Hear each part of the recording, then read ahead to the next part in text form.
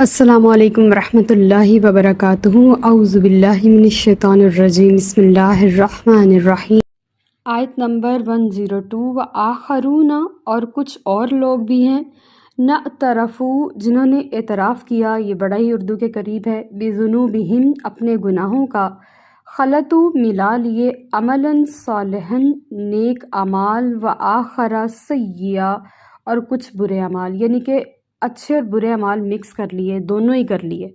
عسى اللہ، امید ہے اللہ تعالیٰ، ان یتوب علیہم، کہ ان کی توبہ قبول فرمائے، ان اللہ، بے شک اللہ تعالیٰ، غفور الرحیم، بخشنے والا، ہمیشہ رحم فرمانے والا ہے۔ مجھے تو لگتا ہے کہ یہ آیت اللہ نے ہمارے لیے اتاری ہے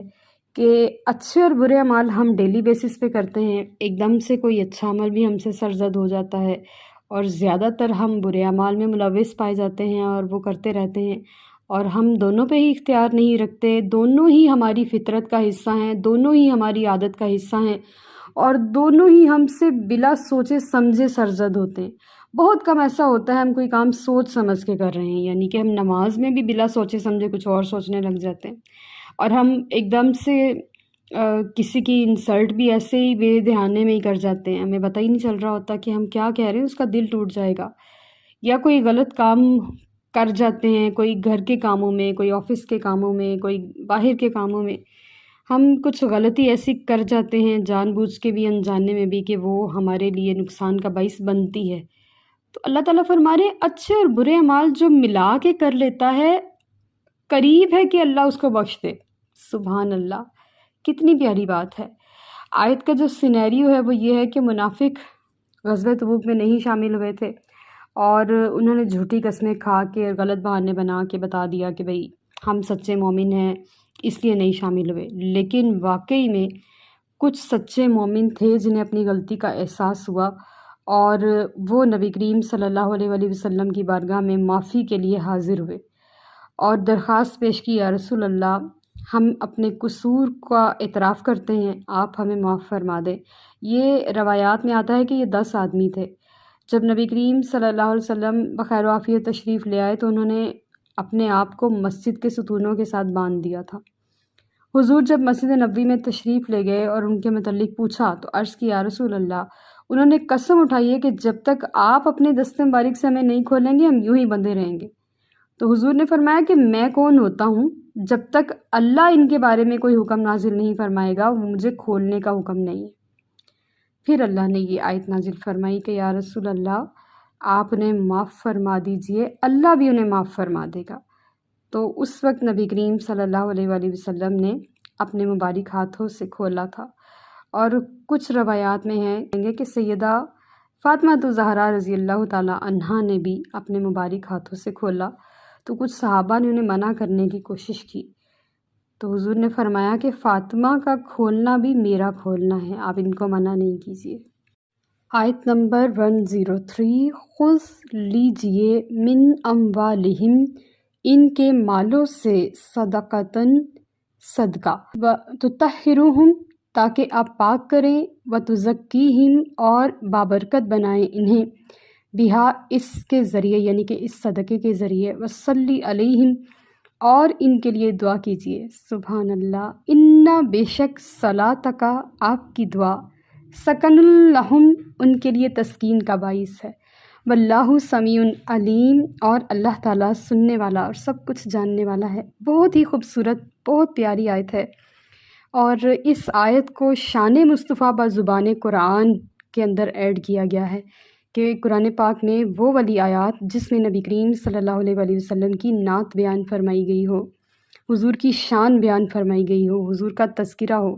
اللہ تعالیٰ فرما رہے ہیں کہ جب منافق اور مسلمان الگ الگ ہو گئے، اور ان کا جیسے کہہ سکتے ہیں کہ اللہ پاک نے نظارہ کر کے بتا دیا کہ یہ مسلمان ہیں اور یہ منافق ہیں، اور وہ مسلمان جنہوں نے اپنے آپ کو مسجد نبوی کے ستونوں سے باندھ دیا تھا، نبی کریم صلی اللہ علیہ وآلہ وسلم نے انہیں کھولا، سیدہ فاطمہ الزہرا رضی اللہ تعالی عنہا نے بھی انہیں کھولا۔ جب وہ کھل گئے تو وہ گھر گئے اور جا کے سارا ہی مال و متاع نبی کریم صلی اللہ علیہ وآلہ وسلم کی بارگاہ میں پیش کر دیا، اور عرض کرنے لگے، یا رسول اللہ، اس مال کی محبت نے اور اسے کمانے کے پیچھے ہم آپ کے ساتھ جہاد میں شریک نہ ہو سکے، آپ یہ سارا مال ہم سے لے کے صدقہ کر دیجیے، ہمیں اس کی ضرورت نہیں۔ تو نبی کریم صلی اللہ علیہ وسلم نے فرمایا کہ مجھے تمہارا مال قبول کرنے کا حکم نہیں ملا، تو اللہ نے یہ آیت نازل فرمائی کہ آپ ان کا مال لیجئے اور ان کو قبول کیجئے۔ تو نبی کریم صلی اللہ علیہ وسلم نے سارا مال نہیں لیا، بلکہ گناہ کی پاکیزگی کے لیے ہمیں ایک طریقہ بتا دیا کہ اگر آپ اپنے گناہوں سے چھٹکارا حاصل کرنا چاہتے ہیں، یا آپ اپنے گناہوں سے صرف نظر کرنا چاہتے ہیں، آپ چاہتے ہیں کہ اللہ معاف فرما دے، ہم سب یہی چاہتے ہیں کہ اللہ ہمارے گناہ معاف فرما دے۔ ہم بے دھیانے میں بلا ارادہ بھی اور ارادے کے ساتھ بھی روزانہ کی بنیاد پہ بہت سارے گناہ کرتے ہیں، اور کسی کا ہمیں اندازہ ہوتا ہے کہ ہم کر چکے ہیں، اور کسی گناہ کا ہمیں اندازہ تک بھی نہیں ہوتا کہ ہاں یہ بات گناہ تھی اور ہم کر چکے۔ اس طرح ہم سارا دن گناہوں میں ملوث رہتے ہیں اور پتہ نہیں چلتا کہ ہم کیا کر رہے ہیں۔ اس کا طریقہ کار یہ ہے کہ گناہ کے بعد ایک تو فوری توبہ کی جائے، دوسرا صدقہ دیا جائے۔ صدقہ سے گناہ کا جو اثر ہے وہ زائل ہوتا ہے اور دل پاک ہوتا ہے۔ اللہ تعالیٰ فرما رہے تطہرہم وتزکیہم۔ اب دیکھیں، اللہ پاک کرتا ہے، اللہ بابرکت بناتا ہے، لیکن اس آیت میں اللہ نے کتنا پیارا اپنے محبوب علیہ السلام کو مخاطب کر کے فرمایا ہے، اے نبی مال لیجئے، انہیں پاک کیجئے، انہیں بابرکت بنائیے۔ سبحان اللہ۔ اب معترضین تو فٹافٹ اعتراض کریں گے کہ وہ تو پاک کرنے والا تو اللہ ہے، طیب تو اللہ ہے، پاکیزہ تو اللہ ہے، تو حضور کیسے؟ تو بھئی اس آیت میں اللہ نے خود ہی بیان فرما دیا اپنے محبوب علیہ السلام کی نعت میں کہ آپ ان سے مال لیجئے، انہیں پاکیزہ کیجئے، انہیں بابرکت کیجئے۔ اور آیت کا اگلا حصہ تو میرا سب سے زیادہ فیوریٹ ہے، وصلی علیہم، ان کے لیے دعا کیجئے۔ سبحان اللہ۔ ہم حضور پر درود السلام پڑھتے ہیں، ہم اللہم صلی علی محمد پڑھتے ہیں، اور یہاں پہ حضور کو حکم دیا جا رہا ہے کہ آپ ان کے لیے دعا کیجئے۔ کتنے خوش نصیب تھے وہ صحابہ کرام جنہوں نے اپنا مال حضور کی بارگاہ میں مکمل لا کے پیش کیا۔ حضور نے 2 حصے ان کو واپس کر دیے اور تیسرا حصہ اللہ کی راہ میں خیرات کر دیا، اور انہیں قبول فرمایا، اور انہیں معاف فرمایا، اور انہیں پاکیزہ فرمایا، اور انہیں بابرکت بنایا۔ اور پھر اللہ اپنے محبوب علیہ السلام جو پہلے سے اتنے لینینٹ ہیں، اتنے نرم دل، اتنے کائنڈ، اتنے جنرس، ان کو دوبارہ سے اللہ تعالیٰ بیان فرما رہے ہیں، اللہ تعالیٰ حکم فرما رہے ہیں صلی علیہم، یا رسول اللہ ان کے لیے دعا کیجیے۔ کتنی پیاری بات ہے۔ اور مجھے لگتا ہے کہ حضور کی دعائیں ہی ہیں جو ہم چل پھر رہے ہیں، ہم اپنے معمولات زندگی انجام دے رہے ہیں، ہم کھا پی رہے ہیں، ہم تندرست ہیں اور ہم اپنے کام کر رہے ہیں، یہ سب حضور کی دعائیں ہیں، اور یہ دعائیں تا ابد ہیں۔ جب تک قرآن باقی ہے، جب تک قرآن پاک کے الفاظ قرآن کی کتابوں کے اندر موجود ہیں، حافظوں کے سینوں کے اندر موجود ہیں، مفسروں کے سینوں کے اندر موجود ہیں، تب تک حضور کی دعائیں ہمارے ساتھ ہیں، اور حضور کی دعاؤں ہی کی بدولت سب کچھ ہے۔ تو آگے آیت کا اگلا حصہ اس سے بھی زیادہ پیارا ہے کہ آپ کی دعا ان کے لیے تسکین کا باعث ہے۔ سبحان اللہ، کہ حضور کی دعاؤں کی وجہ سے ہی ہمارے لیے تسلی، تشفی، ہمارے ٹوٹے ہوئے دلوں کو جوڑنے کا باعث، ہمارے سکون قلب کا باعث، ہمارے اطمینان کا باعث حضور کی بارگاہ کی حاضری، حضور کا قرب، حضور کی دعائیں ہمارے لیے تسکین کا باعث ہیں۔ اور صلاۃ دعا کو کہتے ہیں، اور بے چین روحوں کے لیے یہ سب سے زیادہ تیزی سے اثر کرتی ہے۔ شکستہ دلوں اور ہم جو غفلت، کاہلی اور شیطان کے فریب کا شکار ہوئے لوگ ہیں، اگر ہمارے پاس کوئی امید کی کرن ہے تو دعائے رسول ہی ہے بس۔ پھر ہم بھی حضور سے التجا کرتے ہیں، یا رسول اللہ انظر حالنا، یا حبیب اللہ اسمع قالنا،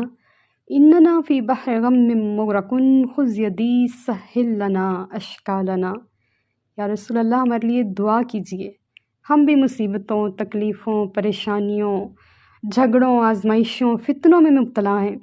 اس دور کے تلخ تقاضوں میں مبتلا ہیں۔ یا رسول اللہ ہمارے لیے بھی دعا کیجیے، اللہ ہماری دنیا کو بھی سنوار دے آپ کے صدقے میں، اور قیامت میں آپ کی شفاعت کے ساتھ ہمیں دونوں جہانوں میں کامیابی عطا فرما دے، آمین۔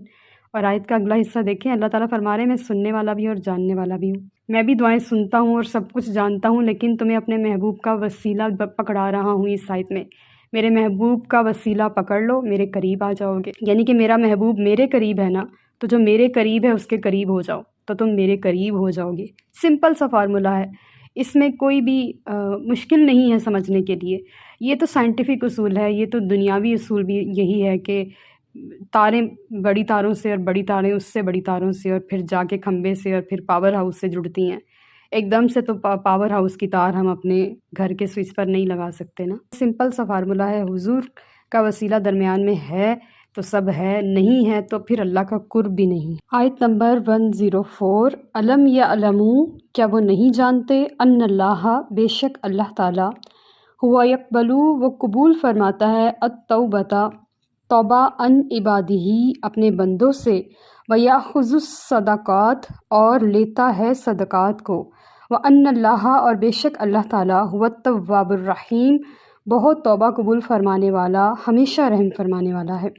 بڑی پیاری، بڑی خوبصورت آیت ہے کہ اللہ تعالیٰ کو نہیں جانتے وہ کیسا ہے، وہ تو توبہ کو قبول فرمانے والا ہے، اور جو اس کو بڑا پیارا لگتا ہے کہ اس کا بندہ اس کی بارگاہ میں اپنے گناہوں پر پشیمان ہو کر توبہ کے لیے آئے، وہ اللہ کو غفور الرحیم سمجھے، اور وہ یہ جانے، وہ یہ مانے کہ میں گناہ کر چکا ہوں اور میرا رب اسے معاف فرما دے گا، اور فوراً توبہ کر لے۔ تو نبی کریم صلی اللہ علیہ وآلہ وسلم کی حدیث مبارکہ کے مطابق کہ جو بندہ فوری توبہ کر لیتا ہے تو اللہ اس گناہ کو ہی اس کے دامن سے مٹا دیتا ہے، سبحان اللہ۔ لیکن اس کا یہ مطلب نہیں ہے کہ ہر وقت گناہ کرتے رہیں اور ہر وقت توبہ ہی کرتے رہیں، بلکہ انسانی تقاضوں سے، انجانے میں، بے دھیانی میں، کسی بھی وجہ سے اگر کوئی گناہ سرزد ہو جائے، انسان خطا کا پتلا ہے، انٹینشلی نہیں بھی کرے گا تب بھی بے دھیانے میں ہو جائے گا کیونکہ وہ خطا سے بنا ہے۔ تو اگر ایسا ہو جائے تو اپنے رب سے فوراً قریبی معافی مانگیں، تو جان لو کہ وہ توبہ قبول فرمانے والا ہے، اور وہ اپنے بندوں سے صدقات لیتا ہے، اور وہ اپنے بندوں ہی کے لیے، بندوں سے لے کر بندوں ہی کو دیتا ہے، وہ دونوں کو رکھتا ہے، ایک کے درجات بلند کرتا ہے خرچ کرنے کے لیے اور دوسرے کی دنیا آسان کرنے کے لیے اس کی مدد کرتا ہے۔ بڑی ہی خوبصورت ایک حکایت مجھے اس موقع پر یاد آ گئی کہ ایک بڑھیا جس کا شوہر فوت ہو گیا، بچے چھوٹے تھے اور اس کے پاس کچھ بھی کمانے کو نہیں تھا، اس کو کہیں سے تھوڑی سے پیسے ملے اور اس نے اون خریدی، اور اس اون سے اس نے کچھ بنانے کی کوشش کی کہ اس سے بازار جا کے بیچوں گی۔ تو ایک پرندہ آیا اور وہ اس کی اون کا جو گولا تھا وہ اٹھا کے لے گیا، اس کا واحد ذریعہ کمائی کا ختم ہو گیا۔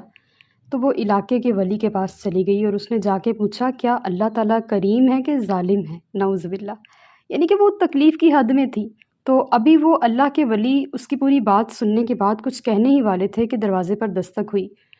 تو دروازہ کھولا تو کچھ اجنبی لوگ تھے۔ تو انہوں نے کہا کہ ہم آپ کے علاقے میں مہمان ہیں، ہم اس سمندر کے علاقے سے گزر رہے تھے،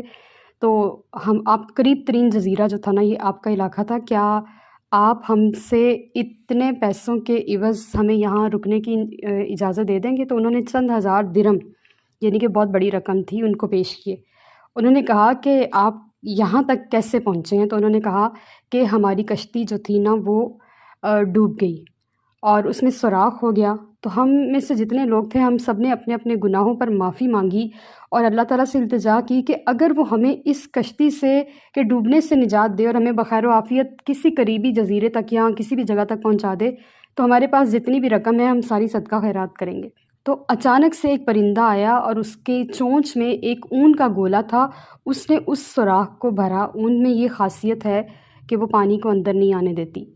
اور اس نے وہ سوراخ بھرا اور ہماری کشتی جو تھی وہ ہچکولے کھا رہی تھی، ایک دم سے وہ ساکن ہو گئی اور یہاں پہ آ کے رک گئی۔ سبحان اللہ۔ تو یہ ہے صدقات جو وہ قبول کرتا ہے اور اپنے بندوں سے لے کے اپنے بندوں ہی کی مدد کرتا ہے، ان کے درجات دینے کے لیے بلند کرتا ہے اور بندوں کے دنیاوی معاملات کے لیے آسانیاں ہو جاتی ہیں۔ اس بڑھیا کی تو پوری زندگی ہی بدل گئی۔ تو اللہ تعالیٰ توبہ قبول فرمانے والا، بہت رحم فرمانے والا ہے۔ بندہ اپنے گناہوں سے صدقے دل سے توبہ کرے تو اللہ نہ صرف اس کی توبہ کو قبول فرماتا ہے، اگر وہ صدقہ کرتا ہے تو اللہ اس کا صدقہ بھی قبول فرماتا ہے۔ وما علینا الا البلاغ المبین۔ Like, subscribe and share.